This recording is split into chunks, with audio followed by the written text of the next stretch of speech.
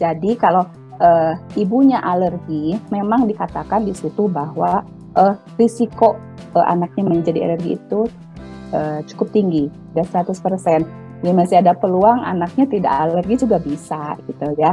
Nah, tetapi tentunya tidak apa yang menjadi bahan alergi untuk ibunya, kemudian anaknya juga menjadi alergi hal tersebut, tidak seperti itu. Ya, kemudian tadi LLM. Kalau LLM itu merupakan low lactose milk ya. Jadi susu formula yang rendah laktosanya. Ini berbeda dengan untuk anak yang alergi susu sapi. Jadi artinya bukan untuk mengatasi atau menggantikan uh, formula untuk anak yang alergi susu sapi, karena itu merupakan susu yang diformulasikan dengan laktosanya yang direndahkan. Itu ya biasanya itu memang untuk diberikan untuk anak-anak yang diare biasanya, tapi seperti harusnya kita pahami dulu diarenya karena apa. Kalau diarenya karena alergi, ya mungkin tidak bisa mengatasi dengan diberikan susu yang low lactose gitu. Ya, dari literatur yang saya baca, itu kejadian alergi pada bayi atau pada anak, baik itu alergi dari makanan atau alergi-alergi alergen yang lain, pajanan alergi yang lain, itu bisa terutama untuk makanan. Jadi di dalam literatur itu dijelaskan bahwa misalkan anak yang alergi susu sapi itu ada uh, bisa disembuhkan misalnya sampai usia sampai kalau tidak salah di penelitian itu disampaikan sampai usia anak di atas 1 tahun itu bisa hilang gejalanya, gejala alerginya. Walaupun dikatakan di dalam penelitian itu nanti di usia dewasa bisa ada muncul lagi. Jadi masa kejadian alergi ini memang misalnya kejadiannya di pada masa bayi misalnya gitu ya. Nah, itu bisa hilang tuh di umur tertentu ya. Kemudian nanti di usia tertentu, di usia dewasa bisa muncul lagi. Jadi bisa seperti itu. Itu mekanismenya apa namanya kejadian alergi pada manusia.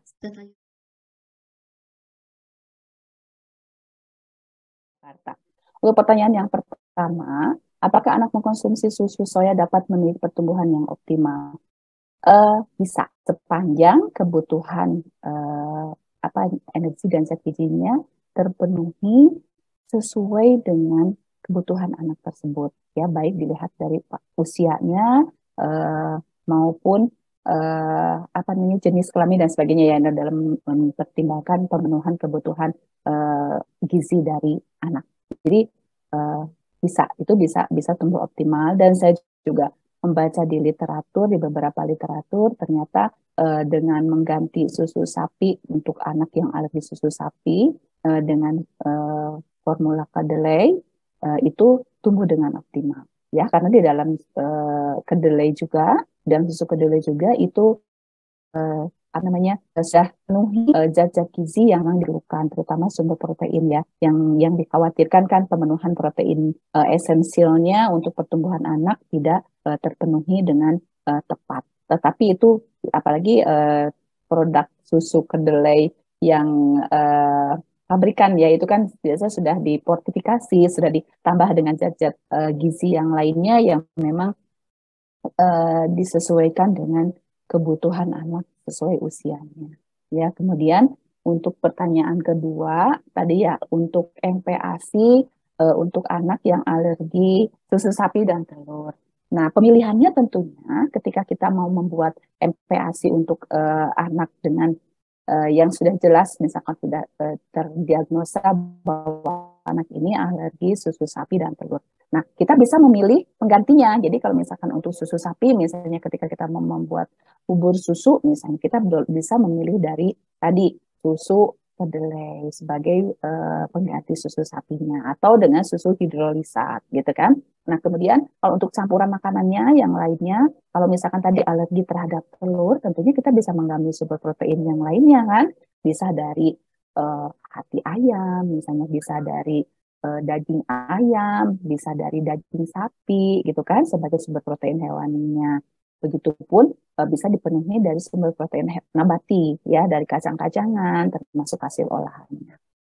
Jadi tidak usah khawatir untuk pembuatan pemilihan MPASI untuk anak dengan riwayat alergi zat gizi tertentu atau makanan tertentu. Tinggal kita bisa berkreasi memodifikasinya saja. Ya, yang jelas kita harus tahu pasti uh, anak ini alerginya terhadap makanan apa gitu ya.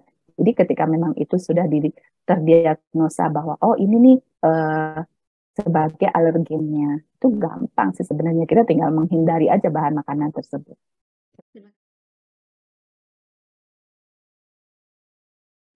Baik, terima kasih Bu Ajeng Sekar ya.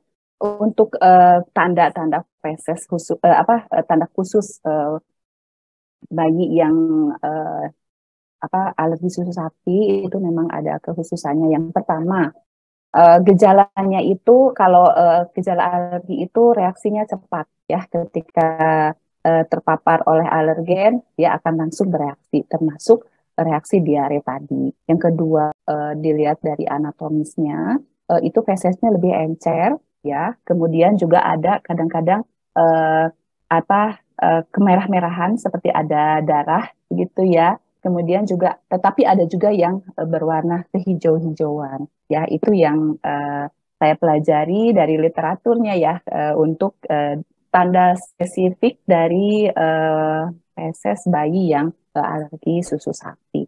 Tapi yang jelas yang membedakan adalah reaksinya. Kalau reaksi alergi itu kan relatif cepat ya, berbeda dengan intoleransi. Misalnya, kalau intoleransi itu reaksinya tidak langsung, tapi ada jeda biasanya. Dan itu kalau sudah terpapar oleh makanan atau minuman tersebut dalam jumlah yang cukup banyak.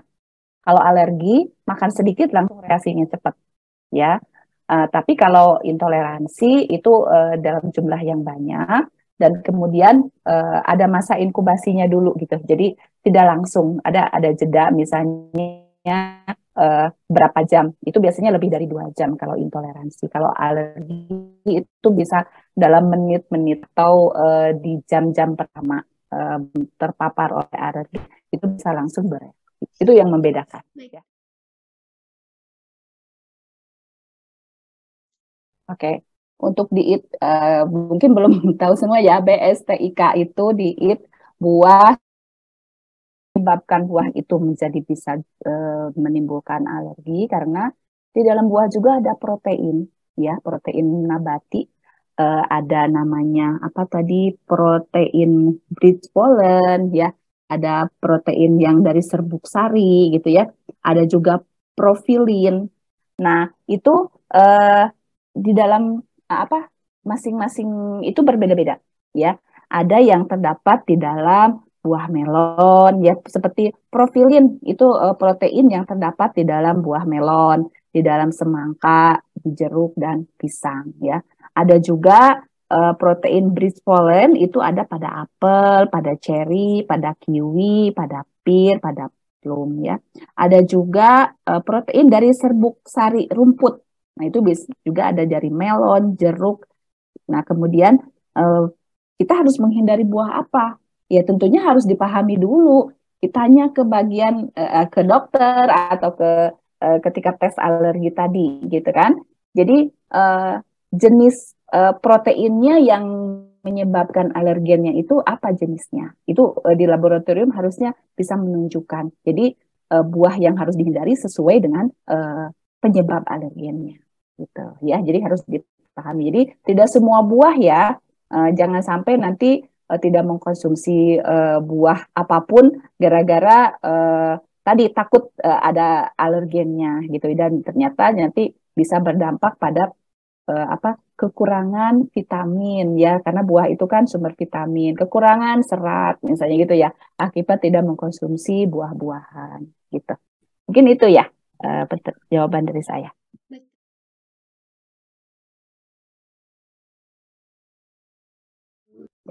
Baik, untuk Ibu Heni di Babel, kalau memang sudah jelas ya, teridentifikasi bahwa anak ini alerginya terhadap susu sapi dan susu soya atau susu kedelai. Boleh diberikan susu kambing? Boleh, ya. Karena itu udah jelas alerginya adalah karena susu sapi dan susu soya. Nah, kemudian apakah akan ada efek sampingnya? Kalau misalnya tadi yang menjadi alergennya dua tadi, susu sapi sama susu kedelai, ya tidak akan ada efek samping. Berarti itu yang memang bisa dijadikan sebagai susu pengganti dari susu sapi atau susu kedelai tadi.